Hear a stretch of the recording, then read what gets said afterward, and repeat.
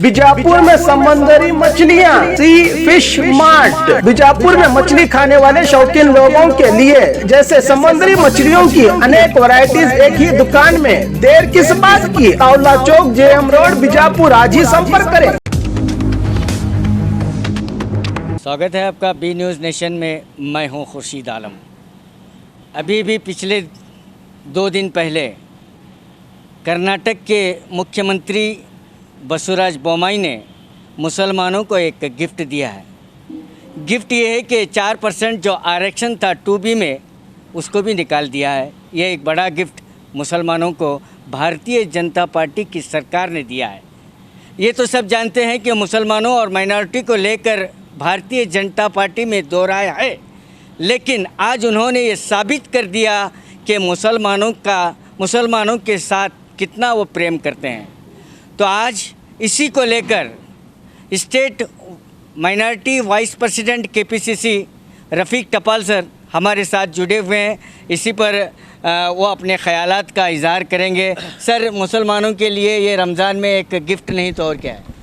बिल्कुल एक गिफ्ट ही है मुसलमानों के लिए, क्योंकि सरकार चाहे कोई भी हो, माइनॉरिटीज़ वोट डालो या ना, सरकार एक बार बनती है तो वो सबके लिए होती है। जो भी लोग स्टेट में होते हैं सबके लिए वही सरकार होती है, वही चीफ मिनिस्टर होता है। तो इस लिहाजे से उनको मुसलमानों को भी जिस तरह से दूसरे कम्युनिटी को ट्रीट कर रहे हैं उसी तरह करना था। लेकिन अफसोस की बात है कि बार बार बीजेपी गवर्नमेंट ये साबित कर रही है कि वो मुसलमानों के ख़िलाफ़ है। इसमें क्योंकि कई हैं जो मैं गिनते बैठूंगा तो बहुत वक्त लगेगा। इसमें सबसे नया ये है कि 2B के तहत जो एक रिजर्वेशन की पॉलिसी थी वीरप्पा मोइली देवेगौड़ा के ज़माने से ये बना था, मुसलमानों को एक बहुत एडवांटेज था ये कहीं ना कहीं कि भाई 4%, हालांकि हमारा पॉपुलेशन में शेयर 15% है। 15% हमारे ना बजटरी एलोकेशन मिलता है, ना डेवलपमेंट में मिलता है, ना हमारे एजुकेशन इंस्टीट्यूट को 15%, फिर भी 4% के नाते हमारे कई बच्चों को एक रिजर्वेशन होने से नौकरियों में, एडमिशन्स में, कई दूसरे चीज़ों में हेल्प होता था थोड़ा बहुत। Something is better than nothing बोल के। लेकिन ये लोग बर्दाश्त नहीं करें।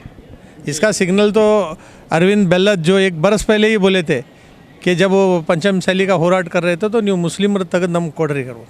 इस पर आप सोच सकते हैं कि बीजेपी के लीडर्स, बीजेपी की गवर्नमेंट किस हद तक दूसरे के मुंह का निवाला छीन के खाने में भी ये अपने आप को शर्मिंदा महसूस नहीं करते। सर, एक तरफ जो है प्रधानमंत्री नरेंद्र मोदी जी माइनॉरिटी को साथ लेकर चलने की बात करते हैं, सबका विकास की बात करते हैं, लेकिन आज जो स्टेट की गवर्नमेंट जो है बसवराज बोम्मई भारतीय जनता पार्टी की जो गवर्नमेंट है, लेकिन 4% ही सही उसको भी निकाल दिया है। मैं आप ही की बात कर रहा था। हमारे नरेंद्र मोदी दूसरों का विनाश करने के इस लिए हैं। कहीं ना कहीं मुसलमान ये सरकार से निकालना चाहते हैं, मुसलमानों को हुकूमत से निकालना चाहते हैं, मुसलमानों का जो थोड़ा मुसलमान उससे भी दूर करके हम लोगों को आइसोलेट करने की बात चल रही है। इसका एक रीज़न भी ये है कि हमारे पास रिएक्शन नहीं होता है। जिस तरह से पहली बार हिंदुस्तान आज़ाद होने के बाद मुसलमान एक प्लेटफॉर्म पर आए थे जब NRC का मामला था, हाँ CRA का मामला था, तो तब जो एक थे उस तरह मुसलमानों को हर मुद्दे पर एक होके रास्ते पे आना चाहिए, अपने हक के लिए लड़ना चाहिए।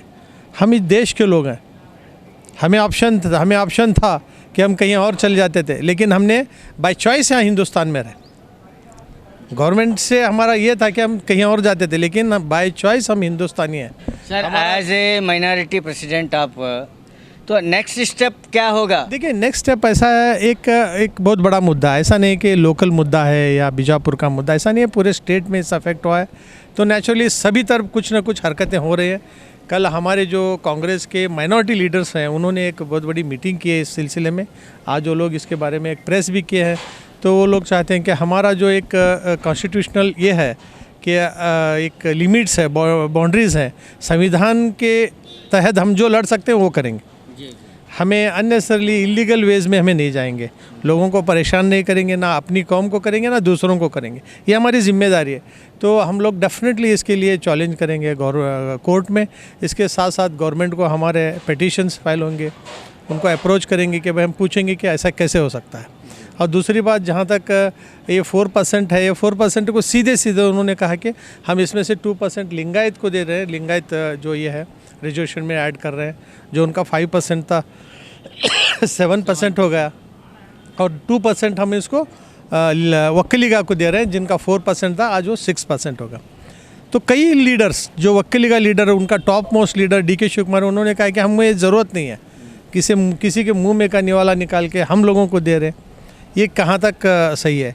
और हमारे विजयानंद काशपनौर जो कांग्रेस के, वो भी एक लीडर है, उन्होंने कहा कि भाई मुसलमानों का 2% हमें देना नहीं, हमारा होराट इसलिए नहीं था क्योंकि देखिए मृत्युंजय स्वामी हैं या वचनानंद श्री हैं या जो भी ये सब बसवेश्वर के तत्व को फॉलो करने वाले लोग हैं, उनकी भी सीख अच्छी है, वो कभी दूसरों के मुंह का निवाला नहीं खाना।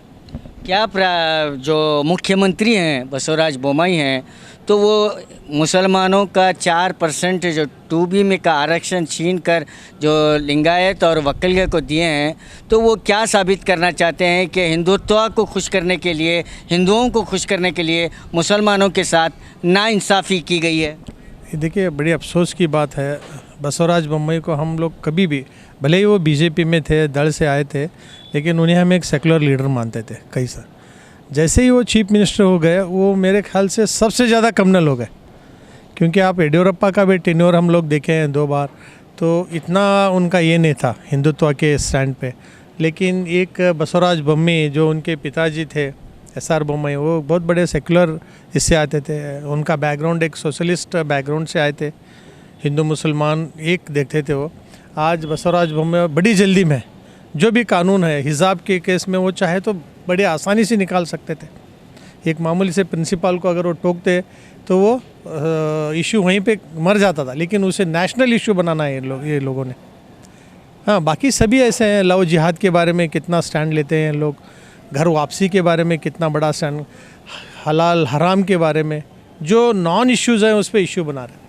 ये लोग टीपू सुल्तान को मारने वाले की जात पे ढूंढ रहे हैं। जब एक जंग होती है तो दोनों तरफ से हर कास्ट के लोग होते हैं, कौन मरता है ये देखते हैं। वो टीपू सुल्तान को हिस्ट्री चिल्ला चिल्ला के कहती है कि टीपू सुल्तान को ब्रिटिशों ने मारा, जो हिंदुस्तान के दुश्मन थे। हम उस इलीगल हुकूमत अगर देश में किसी ने की है तो सिर्फ और सिर्फ ब्रिटिशों ने किया।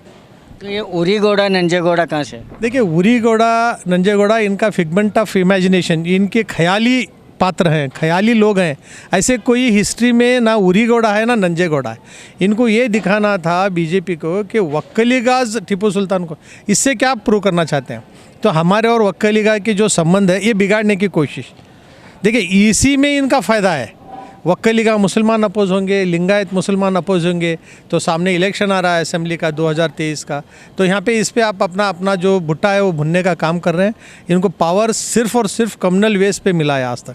कभी इनके अभिवृद्धि पे हमारा जो स्टेट प्रेसिडेंट है कटिल कुमार BJP का, वो चिल्ला के बोलता है कि भाई अभिवृद्धि के बारे में बात मत करो, बात कर रहे हैं तो आप इस पे बात करो, कम्युनल की बात करो, आप कम्युनल हिजाब पे बात करो, आप दूसरे इस पे बात करो, मुस्लिम्स के इश्यूज़ पे बात करो।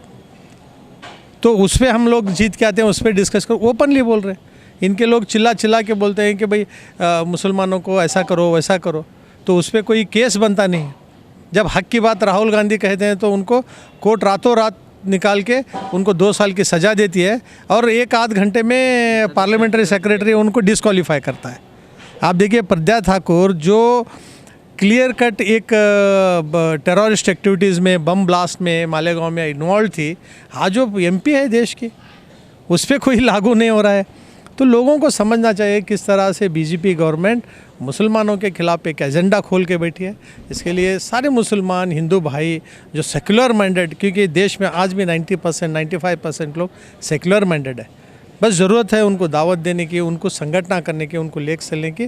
तो आने वाले दिन अगर हम ऐसे ही खामोश बैठेंगे। सर 2B आरक्षण पर क्या तैयारी चल रही है आगे जाने? 2B के आगे जाने की डेफिनेटली उसे पिटीशन फाइल करेंगे अपर कोर्ट में, क्योंकि कैबिनेट की कोई भी डिसीजन हाई कोर्ट में चैलेंज की जा सकती है।